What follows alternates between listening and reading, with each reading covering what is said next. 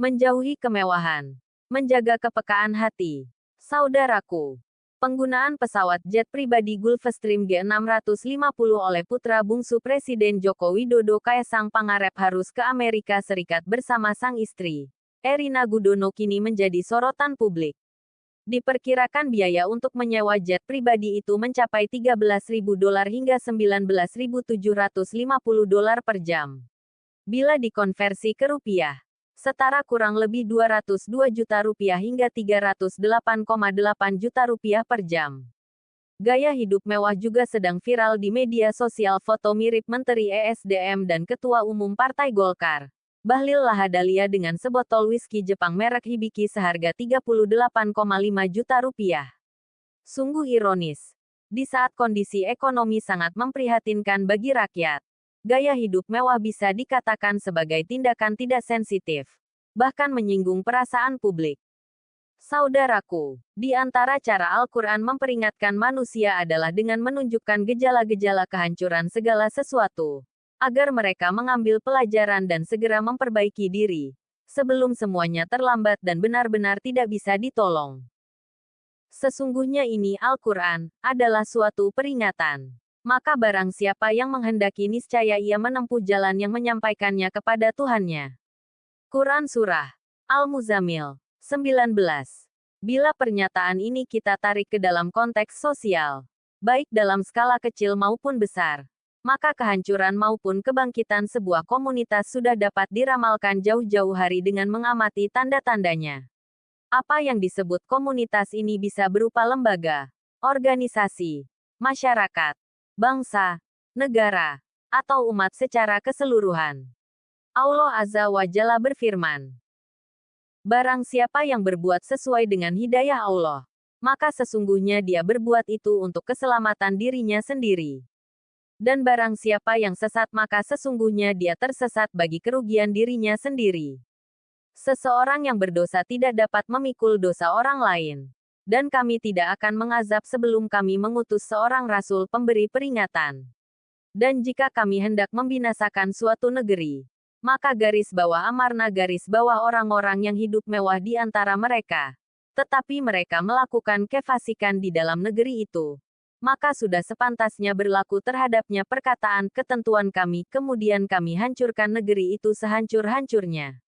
Quran Surat Al-Isra 15-16.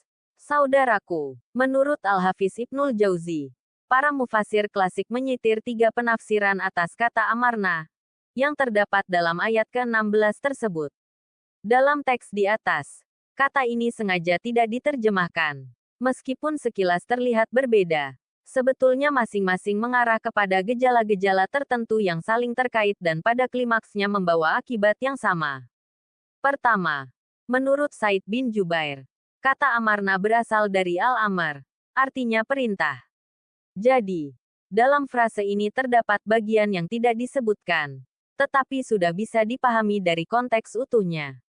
Seolah-olah Allah Azza wa Jalla menyatakan, jika kami hendak membinasakan suatu negeri, maka kami perintahkan orang-orang yang hidup mewah di antara mereka agar taat kepada Allah tetapi mereka melakukan kefasikan, dan seterusnya.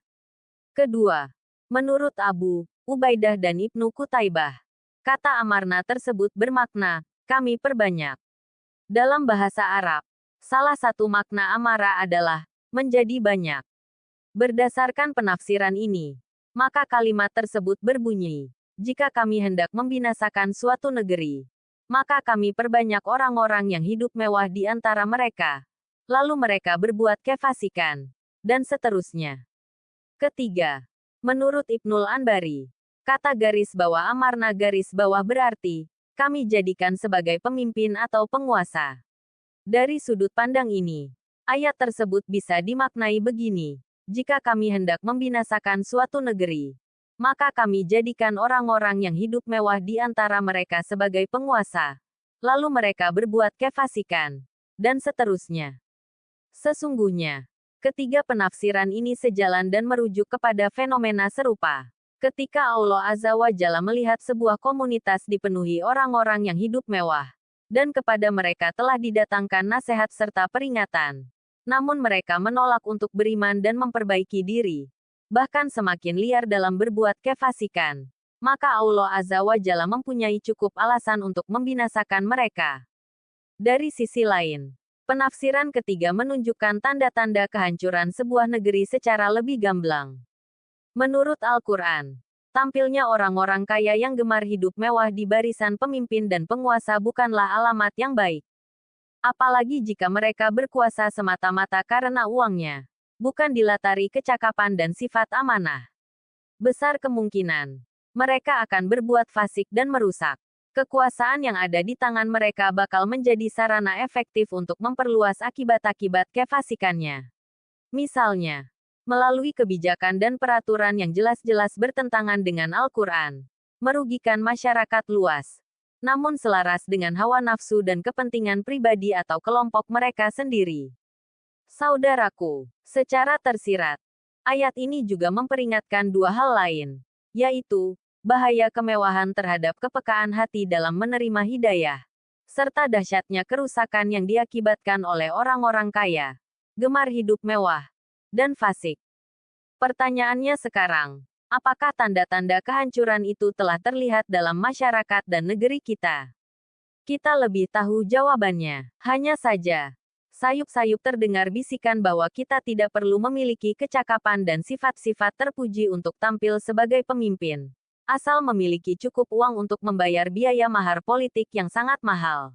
Maraknya kasus-kasus korupsi, kolusi, nepotisme, jual beli narkoba, judi garis bawah online garis bawah ditengarai banyak kalangan sebagai akibat langsung dari politik biaya tinggi ini. Saudaraku, seiring dengan mendekatnya event pilkada, penting kiranya kita menelisik calon-calon pemimpin itu. Sebelum terlambat, jauhi mereka yang gemar hidup mewah dan fasik. Jika tidak, maka ancaman Allah Azza wa Jalla tidak pernah meleset. Semoga Allah Azza wa Jalla mengaruniakan hidayahnya kepada kita, sehingga kita tetap istiqomah senantiasa menjauhi kemewahan dan menjaga kepekaan hati untuk meraih ridhanya. Amin ya Rabb. Wallahu alam bisawab.